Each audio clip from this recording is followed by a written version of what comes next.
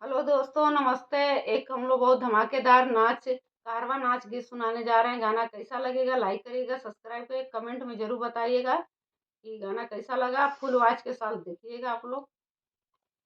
बोवे नरवा में खजुरिया मोरे अनाड़ी बालमा, बोवे नरवा में खजुरिया मोरे अनाड़ी बालमा। सासु बोवे तीसिया ननद बोवे मासुरी, सासु बोवे तीसिया ननद बोवे मासुरी। बोवे नरवा में खजुरिया मोरे अनाड़ी बालमा, बोवे नरवा में खजुरिया मोरे अनाड़ी बालमा।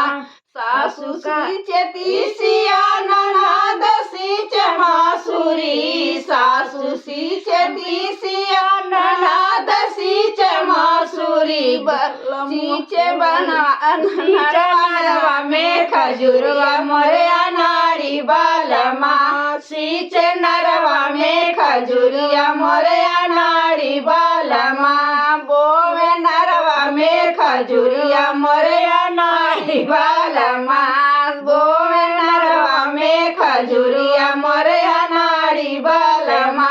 सासु काटे तीसिया ननद काटे मासुरी, सासु काटे तीसिया ननद काटे मासुरी। काटे नरवा में खजुरिया मोरे अनाड़ी बालमा, काटे नरवा में खजुरिया मोरे अनाड़ी बालमा। बोवे नरवा में खजुरिया मोरे अनाड़ी बालमा, बोवे नरवा में खजुरिया मोरे अनाड़ी बालमा, बोवे नरवा में खजुरिया मोरे अनाड़ी बालमा।